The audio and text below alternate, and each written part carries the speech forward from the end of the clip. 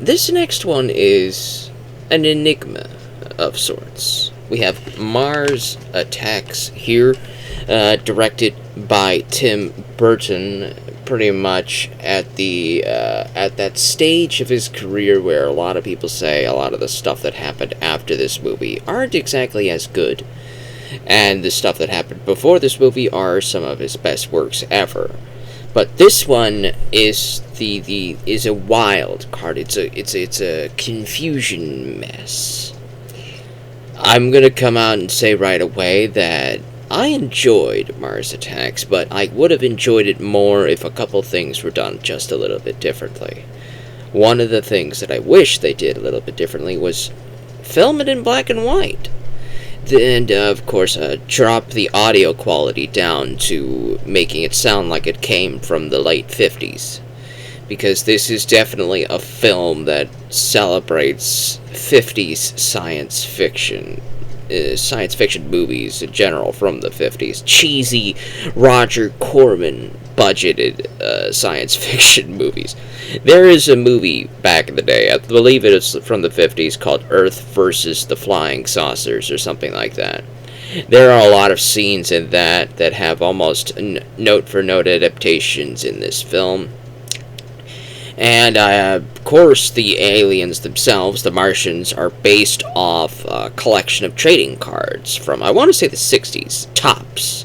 I never collected them myself, obviously, because I wasn't around in the 60s, but I never collected them in the modern day, either.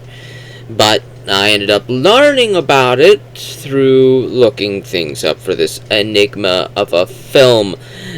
And the trading cards are obviously very, very adult. There are quite a few things in this trading card series. There's one called A Dinosaur Attack.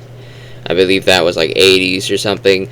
And that was very violent as well.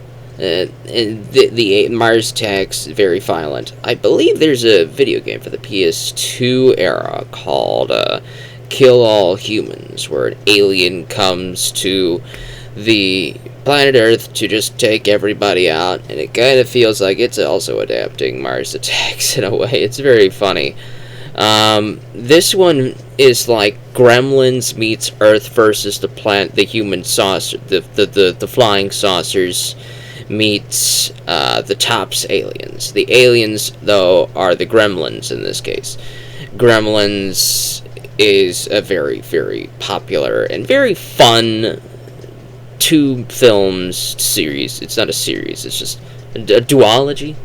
Would that be a better word? It has become pretty much a franchise because of all of the extra merchandise that's come out since these two films released. But Gremlins is fantastic. The first one is so good.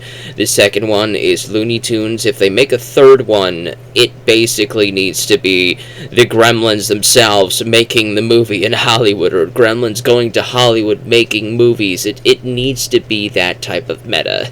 That's the only way you're going to be able to top Gremlins 2.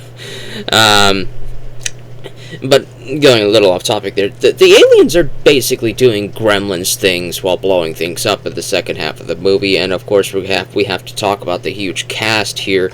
Danny DeVito has maybe 4 scenes, maybe 4 lines. Glenn Close plays the wife of the president, who was played by Jack Nicholson. Jack Nicholson also plays a Las Vegas tycoon.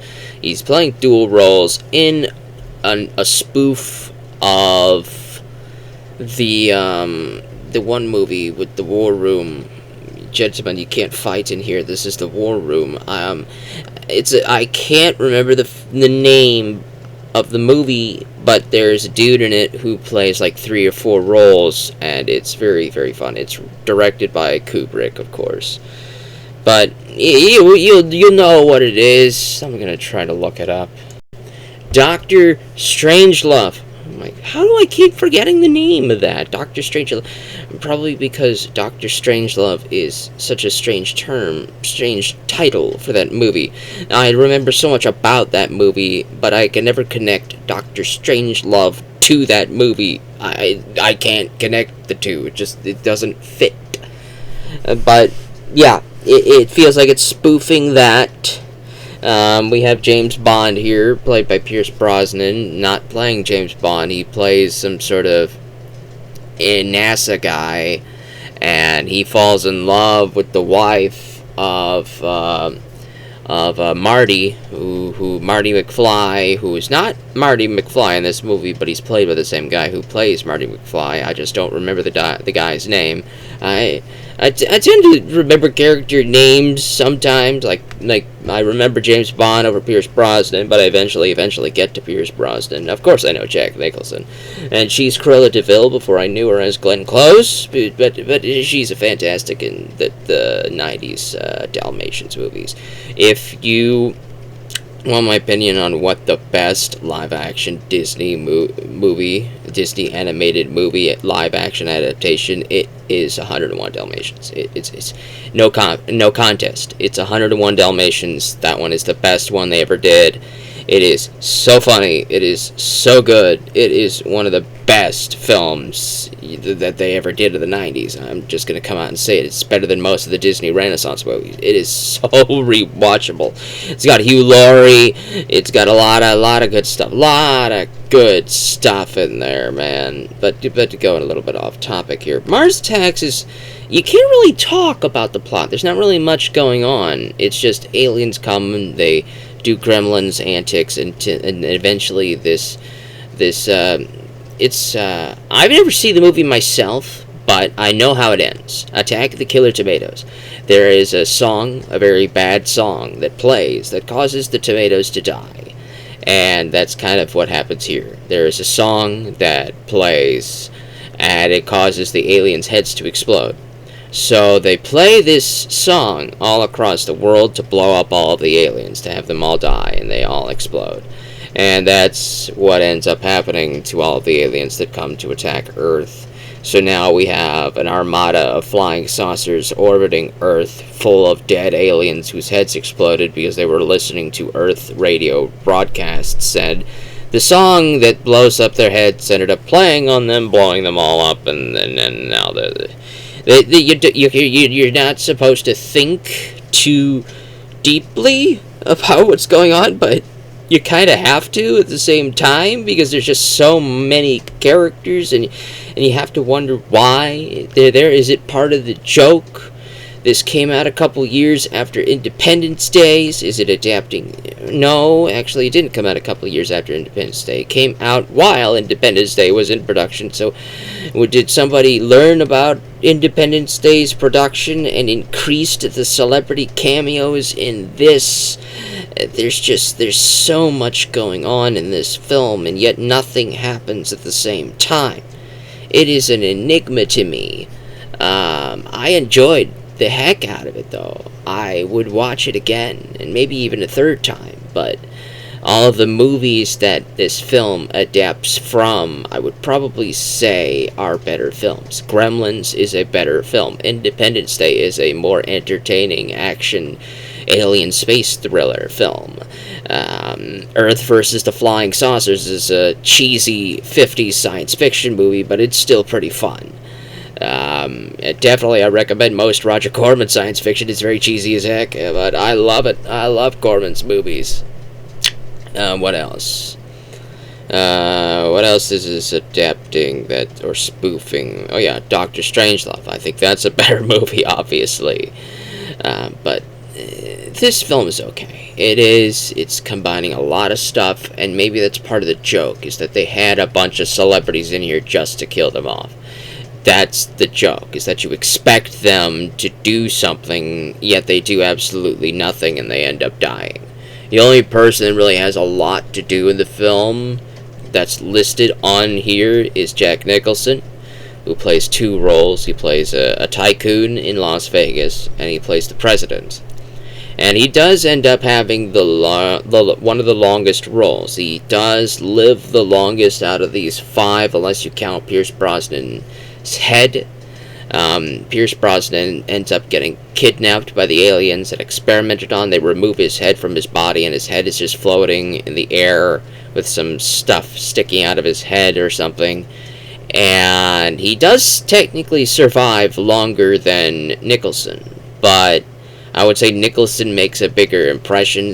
There are more scenes with him, and he is very entertaining in the movie. He's trying to be very peaceful to these aliens who are just trollishly violent towards him. And he's got 2 aides. One of the aides is a typical warmongering jarhead, probably from Doctor Strangelove. And the other guy is this silent type. This one did cause me to chuckle a bit.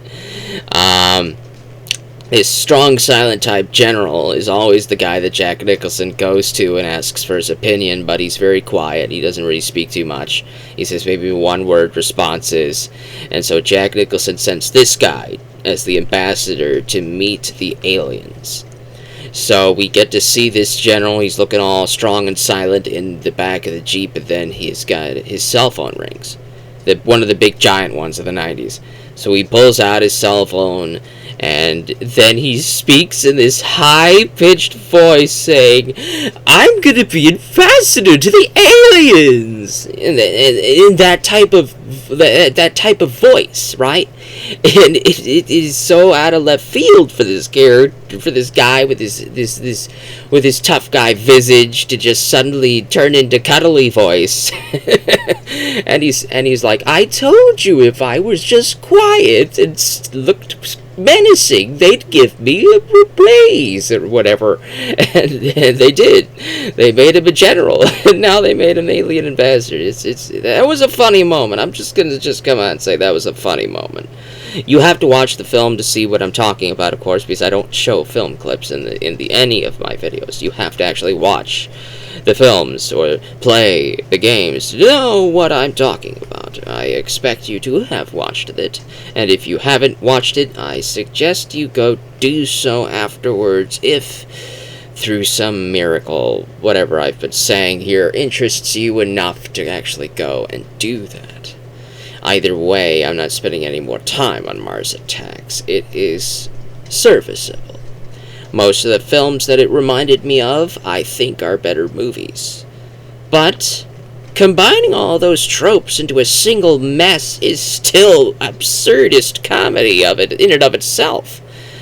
If you made this movie in black and white and gave it the audio quality of, say, a 50s science fiction movie, like that type of audio, you'll know what I'm talking about. If you watch Earth versus the Flying Saucers, and you hear that type of audio quality from those guys, that's the audio quality I want Mars Attacks to have. It's a poorer quality because from an older time period, and I want it to be in black and white with intentionally poor resolution in places. Do this, and I think Mars Attacks would be incredible. I think it would be cheesy science fiction drive-in movie prime time material. It would fit right in. Oh, and of course the aliens need to be they need to be stop motion puppets or stop motion claymation. They need to be stop motion and not CG. You can have a little bit of CG, but they need to be stop motion, and that would be a lot better than this 90s CG that we got here.